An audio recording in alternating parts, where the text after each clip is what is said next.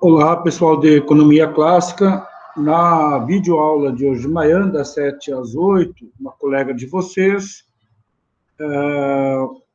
deixou no ar uma pergunta para eu gravar uma videoaula rapidinho sobre a fisiocracia, que eu acabei passando, tá? É muito importante que vocês me façam esses lembretes ou pelo WhatsApp ou pelo e-mail, porque não tem condições de eu abordar todos os tópicos. Então, vocês têm dúvidas sobre um, me lembrem e eu gravo esses audiozinhos rápidos. Eu ia gravar isso aqui amanhã de manhã, mas eu já estou com a agenda cheia amanhã. Tem reunião do NDE. NDE é o núcleo docente estruturante do curso. Nós estamos discutindo a reformulação da grade curricular do curso. Então, eu sei que isso leva muito tempo, apesar de ser online, é uma coisa demorada, porque envolve todos os professores e todas as disciplinas e o rearranjo disso para que o curso fique cada vez melhor para vocês. E eu sei que isso vai demorar, e tem outras reuniões na coordenação do campus, tem reunião da faculdade, então amanhã eu vou estar com o dia meio cheio, para não deixar essa pendência. Sábado, como eu vou para o sítio, já que é meu aniversário, eu me dou direito, né? Então eu vou... E aí, lá no sítio não pega internet, então, para eu não esquecer, deixar essa dúvida pendente, eu estou gravando agora, em pleno 11h30 da manhã, tá? E vou deixar aí no Siga disponibilizado para vocês. E logo em seguida, depois que acabou a videoaula, ela também mandou um e-mail pedindo para eu comentar sobre essa questão do período da Idade Média, do Milênio Perdido. Olha, eu lembro que eu gravei um vídeo sobre isso, se eu não me engano, é na videoaula 01, foi a primeira videoaula, o encontro online que nós tivemos, na quinta-feira passada.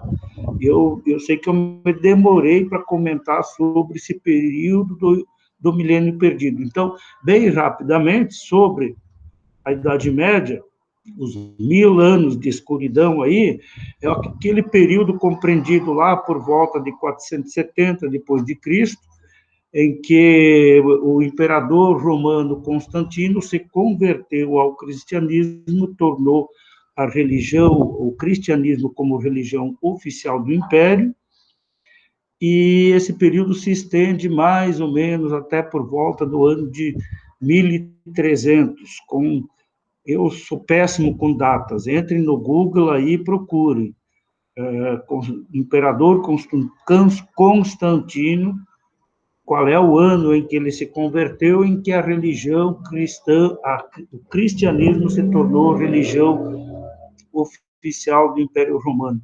Esse horário é péssimo, porque é a hora do rush, passa uma moto atrás da outra aí, e isso acaba afetando o áudio aí. Mas, enfim, vamos lá, bem rapidinho. E o fim desse período que hoje a gente chama de período da Idade Média foi no evento quando os turcos, os mouros, retomaram Constantinopla, que hoje é a cidade conhecida como Istambul, na Turquia. E aquela cidade, através daquela região, você tinha acesso, era o que era conhecido como Caminho das Índias. Então, os mercadores da Europa passavam por ali, já que Constantinopla, em homenagem ao imperador Constantino, era dominada ali pela nossa civilização ocidental, primeiro pelos romanos, depois da queda dos romanos, continuaram lá os grandes senhores e os comerciantes da Europa, principalmente ali do Mediterrâneo, aquelas famílias tradicionais, tinham o domínio daquela cidade, e os mouros, os turcos, foram lá e conseguiram, através de batalhas, retomar Constantinopla. Então, foi a data, a época que marcou a queda de Constantinopla. E eles trancaram o famoso, conhecido Caminho das Índias. Isso forçou os mercantes europeus, os ricos, as famílias tradicionais, ali da costa do Mediterrâneo, a procurar uma alternativa. Daí deu seu início ao mercantilismo. Mas a questão é, por que Milênio Perdido? Porque... esse período foi conhecido, era a pressão da igreja, aí os papas e os bispos, e, enfim, o clero, de um modo geral, eles tinham que manter o controle sobre o pensamento das pessoas. Então, é um período triste, uma página negra na nossa história, que a gente deveria, se desse para apagar, deveria apagar. Mas muitos erros foram cometidos e o pensamento das pessoas ele era tolhido, limitado, controlado. Muitas obras clássicas da comédia grega foram queimadas. Obras que eram manuscritas, lógico, porque não havia imprensa na época, eram queimadas porque eram ofensivas à vontade de Deus, ou da igreja, enfim. Muitos cientistas não eram assim conhecidos como cientistas, mas basta ver aí, ler na história, acessem aí no Google, Copérnico foi o primeiro defensor da tese do heliocentrismo, ou seja, não é o Sol que gira ao redor da Terra, nós não somos o centro do universo, mas é o contrário, é a Terra que gira em torno do Sol. Ele foi para a Inquisição, em tribunal de Inquisição, e ele teve que negar essa verdade que ele acreditava, e ele tinha fatos científicos para acreditar nisso, ele teve que negar isso em tribunal de Inquisição, porque senão ele seria queimado em praça pública. Então, por que período milênio perdido? Porque a nossa civilização ocidental, dada a repressão religiosa, as pessoas não se aventuravam a fazer, por exemplo, um jovem lá do sul de Portugal, ele não ousava fazer uma cantiga de amor para a namoradinha dele, que não tivesse embutido ali nos trechos, nos versos da cantiga, questões de Deus. Poderia ser considerado blasfêmia. Então, os poetas, os pensadores, os artistas, os cientistas, eles foram reprimidos. E aí o conhecimento, o avanço, o crescimento da evolução da humanidade, da nossa civilização ocidental, ela foi reprimida durante esse período todo, praticamente 1000 anos, por isso é considerado milênio das trevas, milênio perdido. Tá? Mas no áudiozinho anterior, no vídeo anterior, eu acho que é da aula 01 da quinta passada, eu comento mais sobre isso.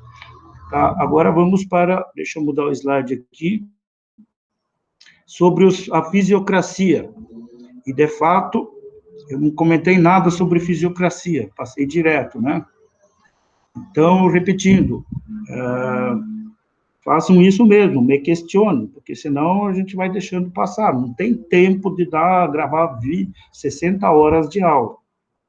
Então, notem aí no slide 1750, isso já lá no século XVIII, né?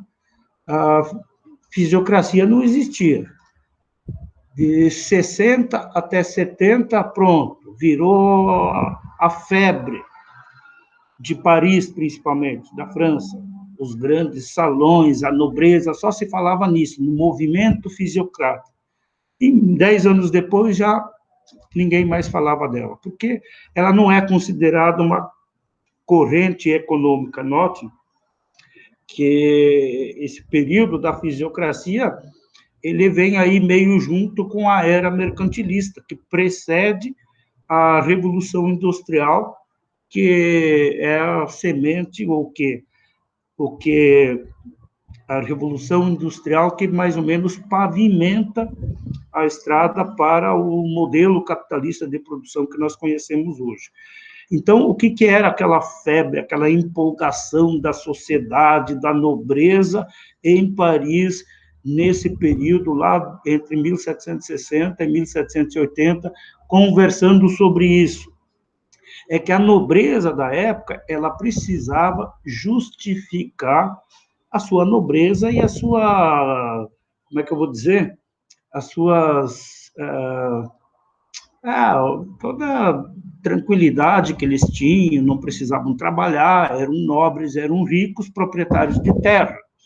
Mas tinha uma outra classe, os burgueses, aqueles comerciantes burgueses, a burguesia vem de burgo, que significa vilarejo, aqueles vilarejos, normalmente os castelos dos nobres eram construídos em cima do morro, da montanha ali, tá? E as vilas se criavam ao redor dos castelos, embaixo, normalmente, aquele amontoado de casinhas, e aí surgiu a classe da burguesia. Aqueles comerciantes, pequenos comerciantes, um vendia galinha, outro fabricava lá no camponês, fabricava cestos de vime, e aí colocava ali numa barraquinha para vender, comercializar e ganhar um dinheirinho. Essa burguesia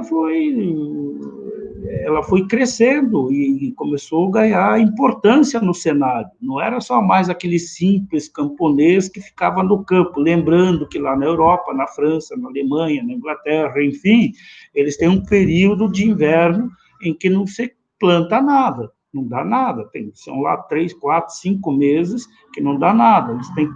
Eles têm que plantar na primavera deles, por volta de... eu passei 2 anos e pouco entre a Alemanha e Suíça, lá por abril, mais ou menos, você já pode planejar o plantio de batata, beterraba, enfim, para você colher no máximo início de outubro.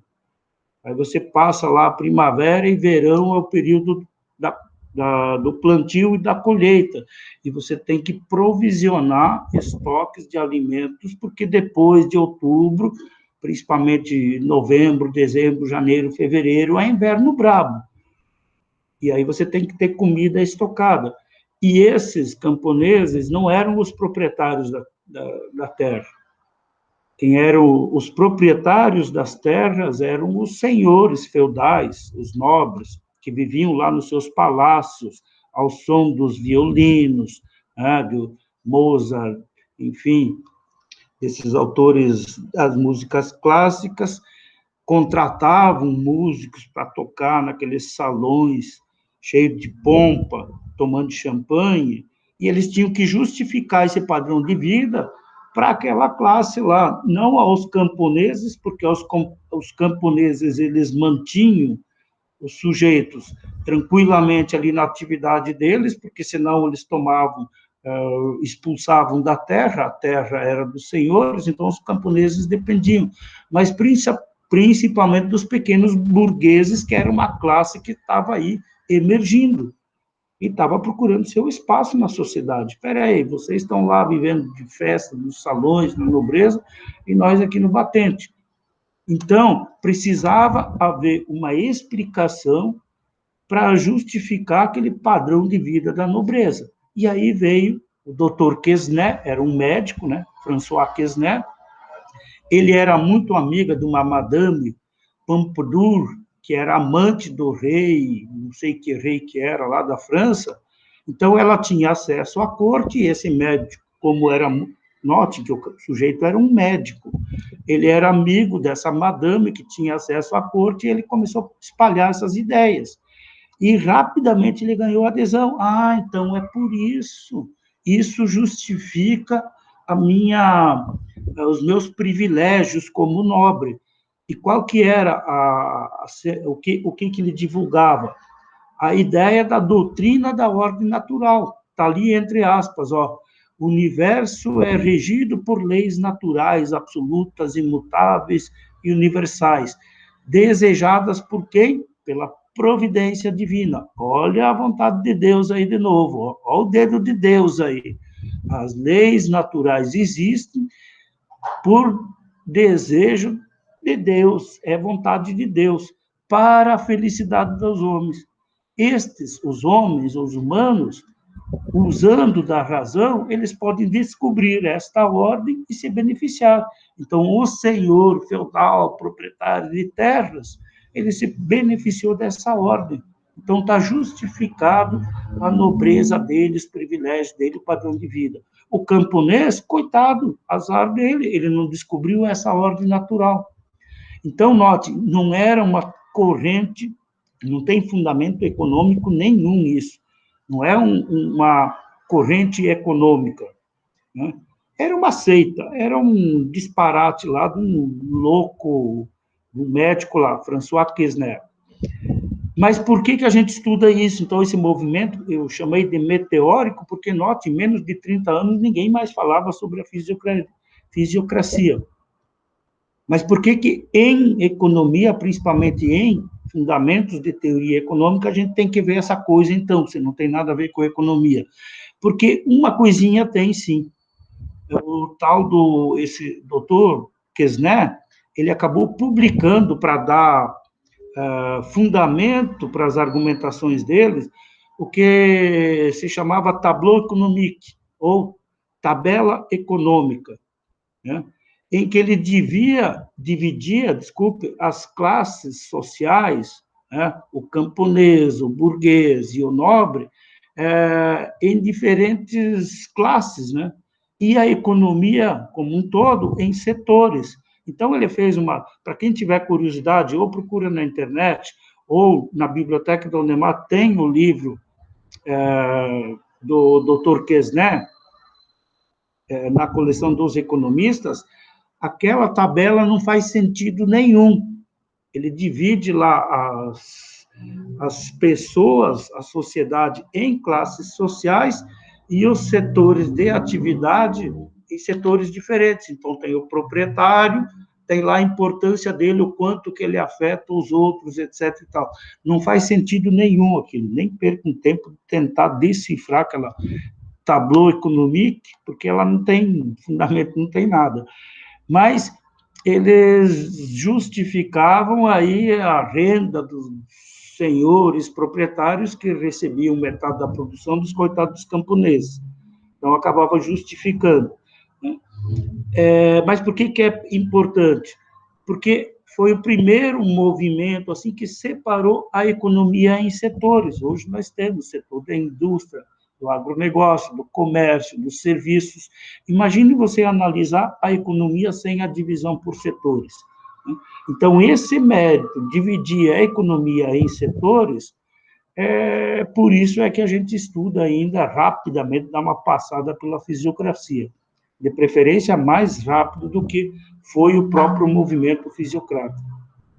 E também essa preocupação constante deles de dividir a economia em setores, a sociedade, as diferentes profissões, enfim, em setores, né? E também as suas interrelações sempre na busca do equilíbrio.